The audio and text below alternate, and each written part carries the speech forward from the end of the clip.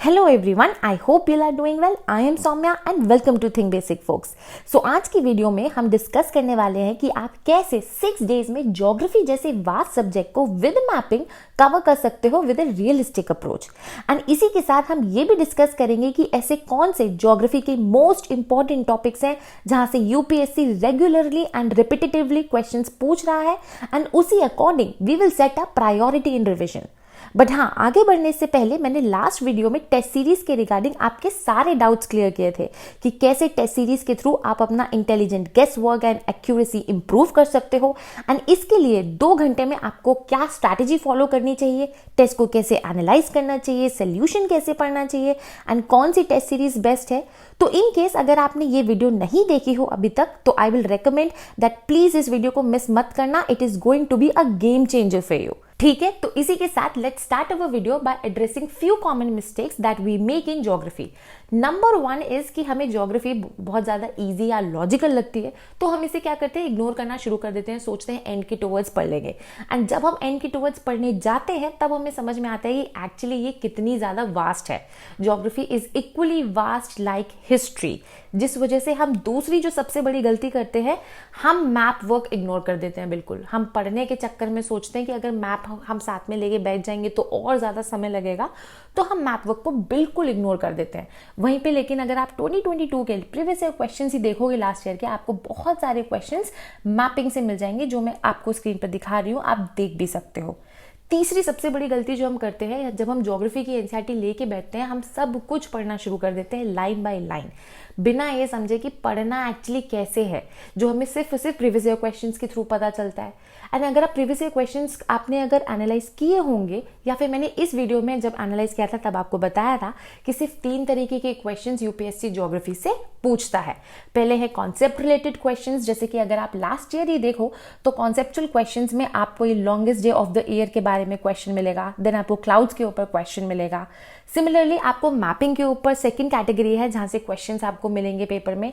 And last year बहुत सारे questions mapping से थे, चाहे फिर वो इंडियन ज्योग्राफी से रहे हो, वर्ड मैपिंग से रहे हो, या प्लेसेस इन न्यूज से रहे हो।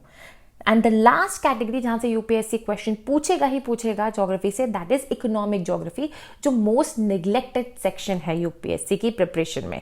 ठीक है, यहाँ पे भी अगर आप देखो प्रीवियस ईयर क्वेश्चन में आपको ये 2 क्वेश्चंस मिलेंगे क्रॉप के ऊपर, इधर आप देख सकते हो मिनरल्स के ऊपर क्वेश्चन था। तो ये 3 कैटेगरीज के क्वेश्चंस यूपीएससी हर साल पूछता है ज्योग्राफी से, जिन्हें आपको नहीं भूलना है। ठीक है, एंड एक और जो सबसे ज्यादा बड़ी गलती हम करते हैं, हम सोचते हैं कि यार ज्योग्राफी से कितने ही क्वेश्चन आते हैं तो इसको थोड़ा पार्शियली कवर करके चले जाते हैं, सिर्फ इंडियन ज्योग्राफी पढ़ लेते हैं। नहीं, आप ऐसा नहीं कर सकते। अगर आप लास्ट ईयर ही देखोगे तो अचानक से 15 क्वेश्चंस यूपीएससी ने पूछ लिए थे।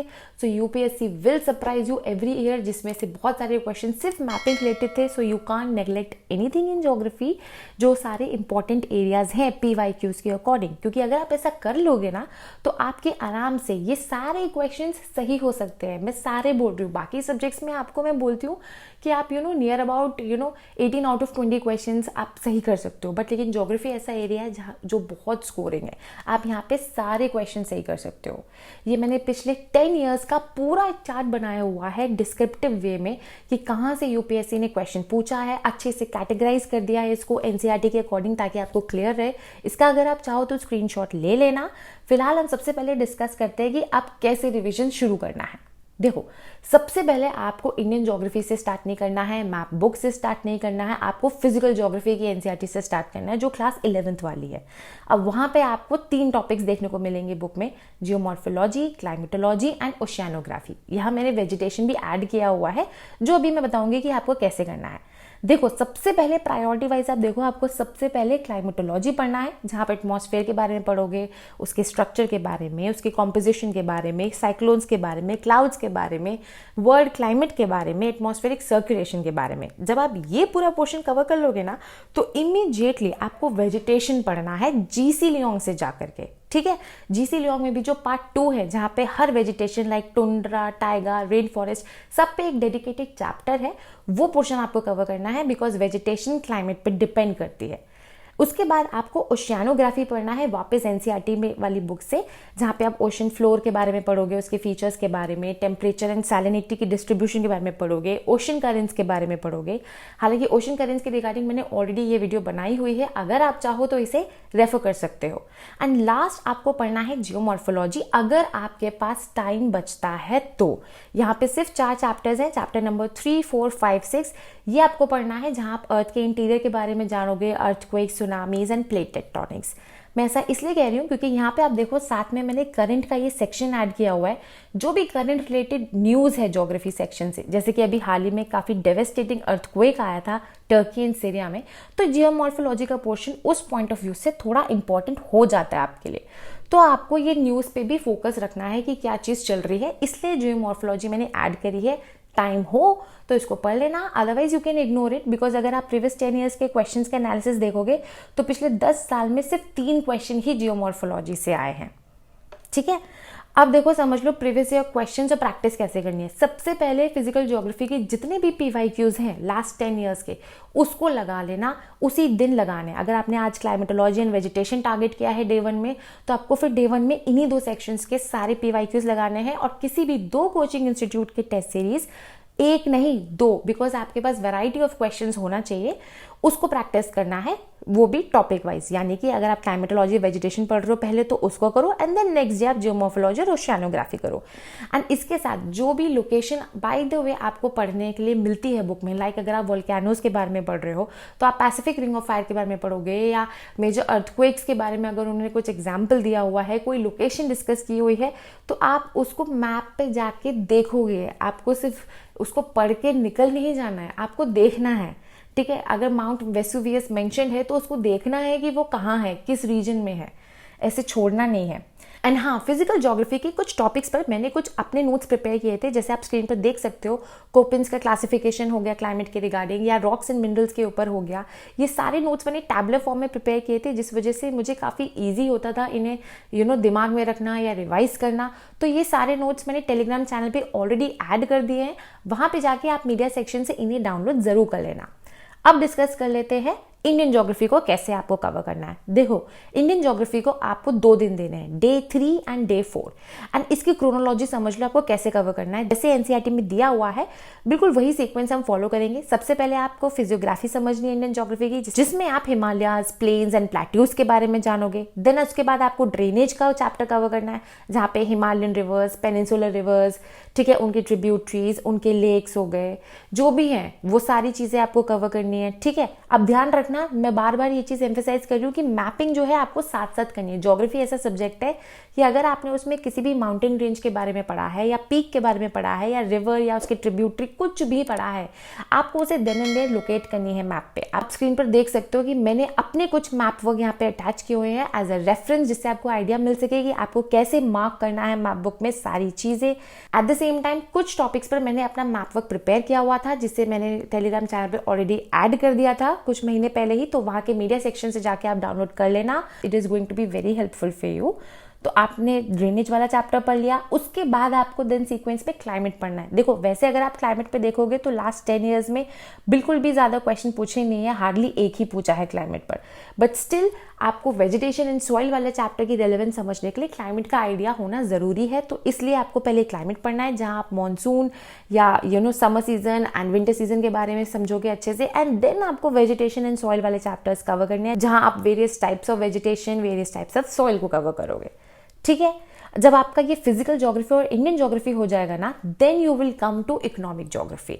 अब इकोनॉमिक ज्योग्राफी सबसे ज्यादा नेग्लेक्टेड सेक्शन होता है ज्योग्राफी का, एंड यहां से मैं बता रही हूँ हर साल आपको 1 या 2 क्वेश्चन मिलेगा ही मिलेगा, बिकॉज ये सेक्शन थोड़ा सा इकोनॉमी एंड एनवायरनमेंट के साथ ओवरलैप भी करता है। देखो, यहाँ पे एग्रीकल्चर एंड इरिगेशन के बारे में, एनर्जी रिसोर्सेज के बारे में, मिनरल रिसोर्सेज के बारे में, एंड फॉरेस्ट रिसोर्सेज के बारे में, सिर्फ यही 4 टॉपिक्स है जहां से क्वेश्चन यूपीएससी पूछता है इकोनॉमिक ज्योग्राफी से। ठीक है, एग्रीकल्चर में मुझे बताने की जरूरत नहीं है, आप खारिफ क्रॉप, राबी क्रॉप्स के बारे में पढ़ते हो, एमएसपी के बारे में पढ़ते हो, वेरियस स्कीम्स के बारे में पढ़ते हो, जो आपको ऑलरेडी काफी हद तक इकोनॉमी वाले पोर्शन में कवर हो जाता है। क्रॉप वाला पोर्शन ज्योग्राफी से आप कर सकते हो। एनर्जी रिसोर्सेज में जो भी रिन्यूएबल एनर्जी की रिगार्डिंग है, मैंने एनवायरमेंट वाली वीडियो में भी बताया था कि एक क्वेश्चन हर साल आता है जो करंट अफेयर से रिलेटेड होता है, तो वो पोर्शन हो गया।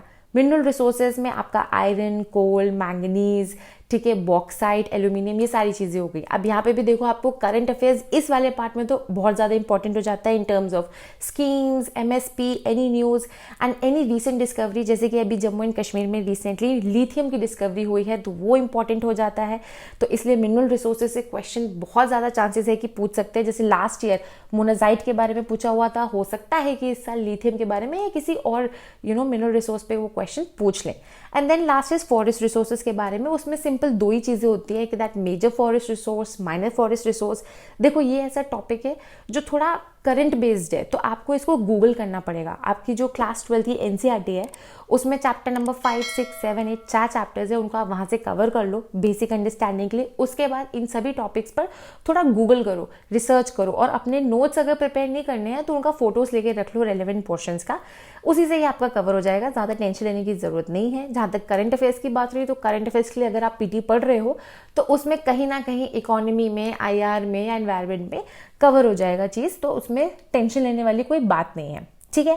हालांकि मैंने क्लास 12 की भी एनसीईआरटी पे एक जो चैप्टर था मैन्युफैक्चरिंग इंडस्ट्रीज के ऊपर, उसका भी मैंने टैबुलर फॉर्म में ये पूरा अरेंज किया हुआ था।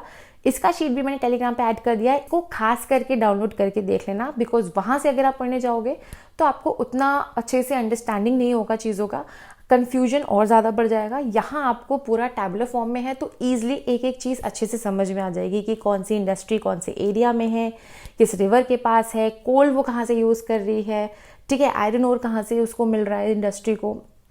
तो ये सारी चीज़ें आपको यहाँ से मिल जाएंगी। And last is day 6। देखो अभी तक जो भी इंडियन ज्योग्राफी के रिगार्डिंग हमने डिस्कशन किया उसमें सारा मैपिंग इंडियन ज्योग्राफी का वहीं पे इंक्लूड हो जाएगा, ठीक है। चाहे लेक्स हो गया, रिवर्स हो गया, माउंटेन्स हो गया, वो हमने ऑलरेडी डिस्कस कर लिया, लेकिन वर्ड मैपिंग हमने डिस्कस नहीं की। तो जो आपका लास्ट डे होगा वो होगा वर्ड मैपिंग के लिए। आप एक दिन लेकर के बैठो, सारे कॉन्टिनेंट्स के मैप वर्क को अच्छे से कवर करो। हालांकि ऑलरेडी मैं इन कॉन्टिनेंट्स के ऊपर मैपिंग सीरीज स्टार्ट कर चुकी हूँ, पहली वीडियो आ चुकी है। अगर आपने नहीं देखी हो तो अगर आप चाहो तो इसे देख सकते हो अपने लिए। It is going to be beneficial for you, that I can guarantee, because mapping is my strength somewhere, and mapping से ही आप आराम से ज्योग्राफी में near about 50% of the questions सही कर सकते हो। करनी कैसे है ये आप स्क्रीन पे देख लो। ये मैंने अपना एक मैप वर्क अटैच किया हुआ है।